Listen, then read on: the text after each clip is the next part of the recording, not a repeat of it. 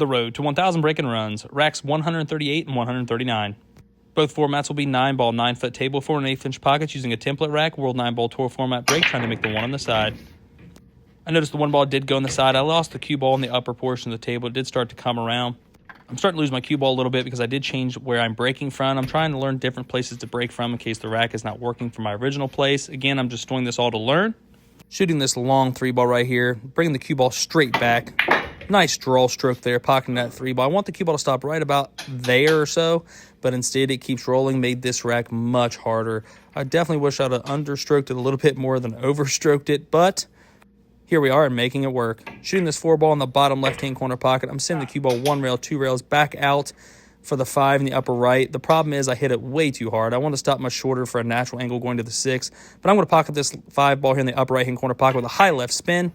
That's around 11 o'clock, 10:30, 11 o'clock. I sent the cue ball off the 7, off the right-hand long rail, back across table, and got pretty fortunate to have a shot in the 6. I will admit, a little bit of luck here.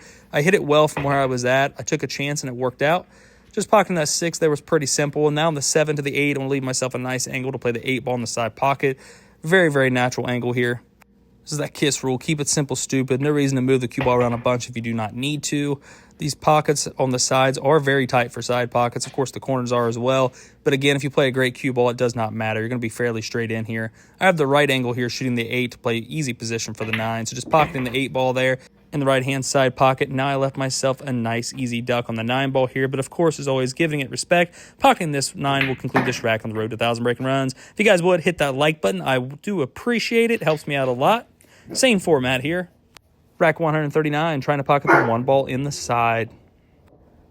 With the break, please excuse my dog. Somebody was pulling in the driveway. I elected to break anyway. I did make the 1 in the side pocket there, so this was successful.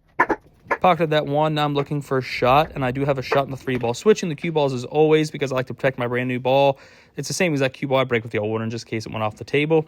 Shooting this 3-ball in the lower right-hand corner pocket. I hit this with about a 12 o'clock spin to float straight down for the 4-6 combination. I wanted to get nice and close to my work here. Could have stopped a few inches shorter to make this much simpler, but this is completely fine. I'm going to shoot the 4-6 combo, leave the 4 by the pocket, use a little bit of high left spin around 11 o'clock, send the cue ball 1 rail back over. The problem here is my speed. My speed was terrible. I never want the cue ball to be this close to the rail. Now playing position from the 4 to the 5 is much more difficult than it needed to be. I do have a slight angle, so I'm going to use the natural momentum of the cue ball here and use a high right spin. This is around 2 o'clock. I sent the cue ball 1 rail back across table to leave myself a nice shot here on the 5 in the right-hand side pocket. Again, my pattern there was a little off because my speed would leave myself on the rail, but I did make it work. Shooting the 5-ball here in the right-hand side pocket. Hit this with a high right spin around 1, 2 o'clock. Sitting off the end rail here. Back up just a little bit. Have a nice shot in the 8. You do not want to be straight in. Guess what? I was a little straighter than I liked, so I elected to use a low right spin around 5 o'clock to drag the cue ball off the left-hand long rail back up toward the 9. Now, shooting this 9-ball here, this isn't simple. You definitely want to give it respect. I'm shooting over the template rack with speed, so I do not mind. Pocketing that 9-ball there concludes this rack on the road to 1,000 breaking runs. I hit that one in with authority. Didn't want that rack to play a role. Didn't want to drift. If you guys would, please check out my sponsors. I greatly appreciate it. Thank you for watching.